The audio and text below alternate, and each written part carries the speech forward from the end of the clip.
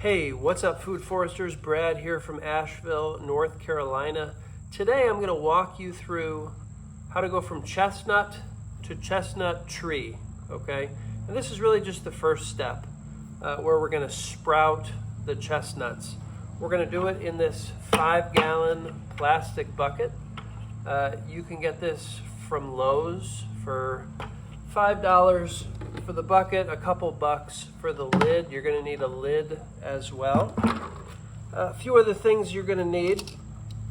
Hardware cloth. So this is 1/4-inch hardware cloth. I got this from a local hardware store in Marshall, North Carolina. Normally, if you go to a big box store, you're going to have to buy the whole roll. Okay, so it's going to be like $25. This was just a couple bucks. I bought like a 1 foot by 3 foot section that was cut for me. You're going to need one of these, what is this, an X-Acto knife, razor blade to cut a hole in the bottom of the bucket. This is for cutting the hardware cloth. Metal clippers. You're going to need some sand. Okay, this is play sand from Lowe's. You're going to need some water after we make the lasagna with the sand and chestnuts in the bucket. We're going to have to moisten everything. So I've got this watering can full of water. And then, of course, we're going to need chestnuts. Okay, so these, I have 2 bags here of chestnuts that I collected from local chestnut trees. Now, the big advantage of collecting your own from trees locally is that these chestnuts are locally adapted. Okay, we know that they're from a parent tree that produces abundant nuts in this climate, in this place on the planet. So, you know, if you're going to order seeds from somewhere far away, it's just less likely that that plant is going to do well in your climate. So really the best thing is to find trees locally and gather chestnuts from those. So I've got a few different chestnut trees in the Asheville area that I collected chestnuts from. Okay, so just some high-level principles here about what we're doing. Again, we're going to make chestnut lasagna in this bucket. So layer of sand, layer of chestnuts, layer of sand, layer of chestnuts. We're going to cut a hole in the bottom. That's going to allow water to drain through. Okay, if there's no hole, we're going to have standing water in the bucket, and everything's going to rot in there, at least the stuff on the bottom. And we don't want that. So we're going to cut a hole. Now, the bucket is going to do a great job of retaining water. Okay, so we're going to add water to this today. We're going to put it in a hole in the backyard. We're going to cover it up. And it's going to stay moist all winter. Okay, so chestnuts need cold in order to sprout. Okay, if you think about chestnuts in the wild, you know, the chestnuts fall. Maybe they get buried, so maybe a squirrel buries a nut. That nut is going to experience the temperature fluctuations of winter, okay, fall and winter. And then in the spring, it's going to know, okay, it's go time. So the reason we want to do this in a bucket is we can have it outside so the chestnuts can experience the temperature fluctuations, but it's protected, okay? We've got it in a bucket with the lid. We're going to put a rock on the lid. We've got a hole at the bottom, but we're going to put hardware cloth down there so no critters can come up through the bottom and eat all of the chestnuts. So we want to expose the seeds to fall and winter, but we want to keep them protected from critters. Okay, that's effectively what we're doing here with this technique. So, first step, cut a hole in the bottom of the bucket.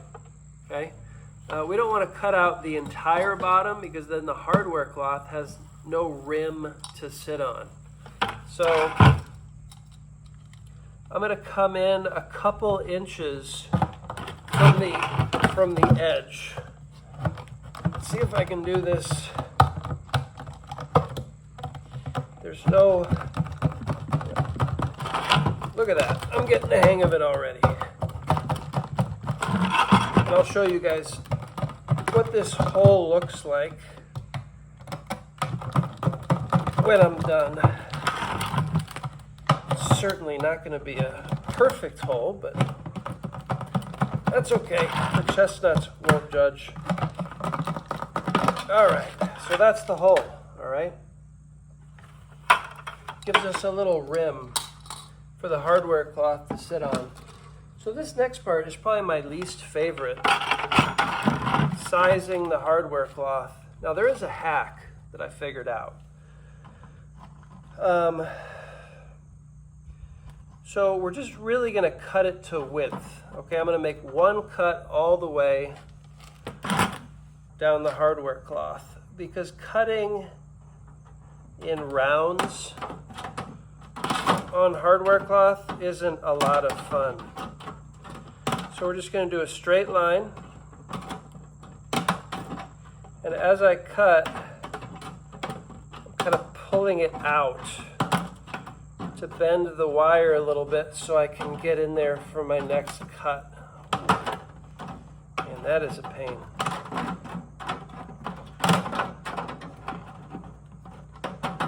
I'm going to come at it from the other side as well.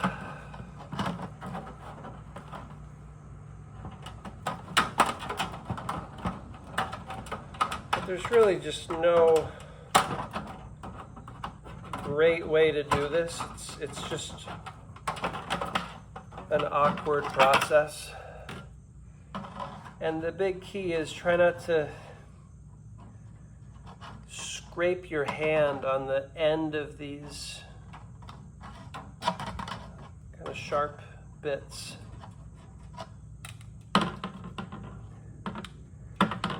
That makes it even less fun than an already not so fun process. Ouch, like what I just did, okay. Probably as you do more and more of these, you get better at it, but I haven't done too many. I just did one the other day. I've already got a bucket in the ground. This is my second chestnut bucket that decided to record for you guys.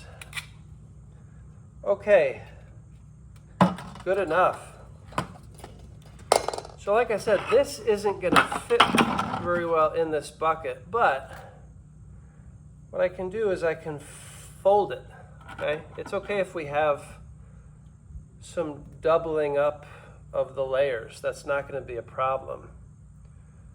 So I can kind of fold it to size, and then I can fold the corners in.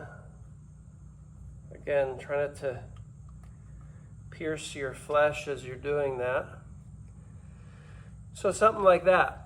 And that actually fits very well in the bottom of the bucket. So hadn't done that before, and I'm quite pleased with the result. Now, I want to put something else down over that mesh, because if I just start pouring sand in here, it's going to go right through that hardware cloth. So it doesn't take much. I'm using a paper towel, okay? So I'm just going to use a paper towel to cover the hardware cloth so the sand, the dry sand, doesn't just go right through the bottom. So I've got that. Now I'm going to pour a layer of sand in here. Probably like an inch thick, okay? You want a decent layer of sand on the bottom. And I have a little scoop in here that's very helpful. Okay. So, I don't know if you guys can see that super well. There's a layer of sand in the bottom. Now, I want to put a layer of chestnuts in here.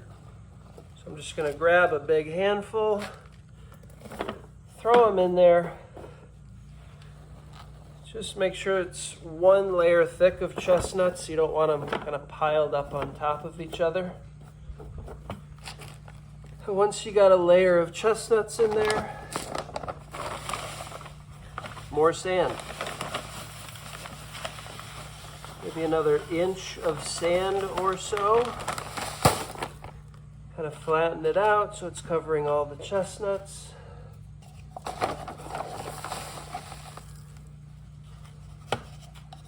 Okay.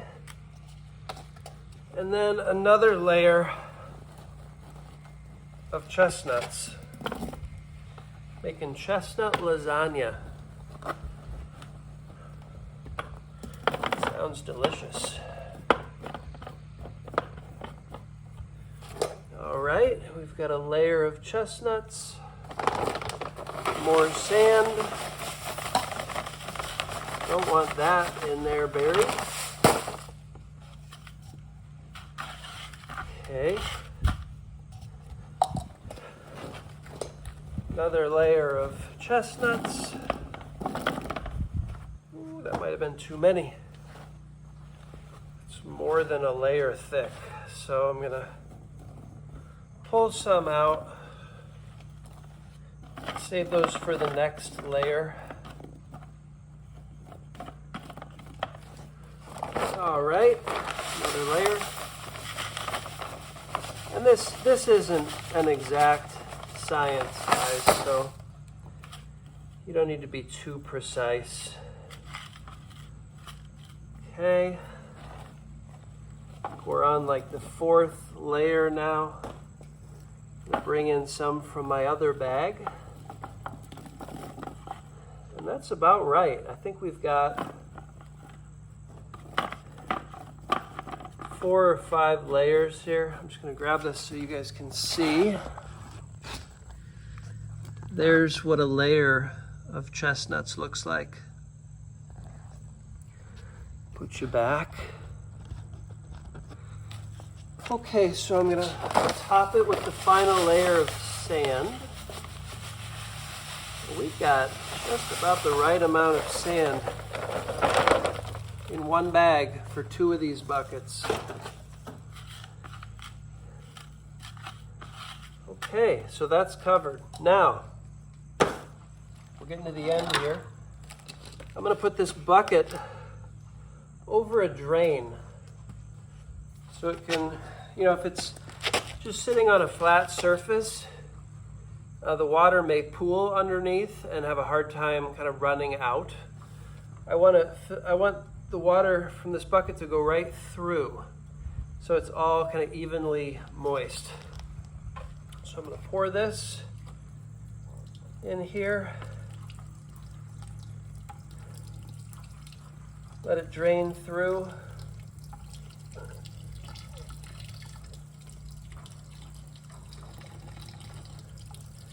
It's probably going to take, to get it all evenly moist, it's probably going to take about 1/3 of a 5-gallon bucket of water to get this entire thing saturated with water. So I'm going to put a little bit more in.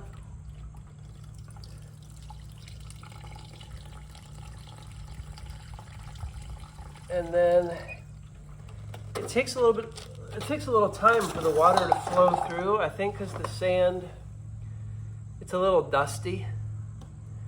If it was washed sand, I think the water would go through much faster, but because there are small particles in there, it takes a little while for the water to work its way through.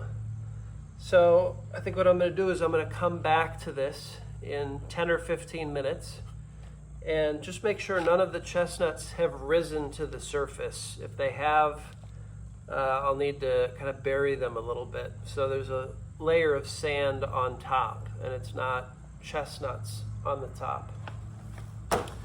And then the last thing we do after this is fully drained, after the water's gone through, we put the lid on And it doesn't need to be locked on or anything. Maybe just lock it on one edge. Because we don't necessarily want it airtight. What we do want is to protect it from critters getting in. So when I go out and dig the hole in the yard, and I set this in the hole, I'm going to find a rock to put on top of this lid. So something can't just come and take the lid off and hop in and dig around and eat all of the chestnuts that I'm trying to sprout. So those are really the final steps. Having it buried in a hole insulates it a bit, so it doesn't get as extreme of temperature fluctuations as if it was just sitting outside. So that helps too. All right, guys, that's all I got. Thanks for watching. See you next time.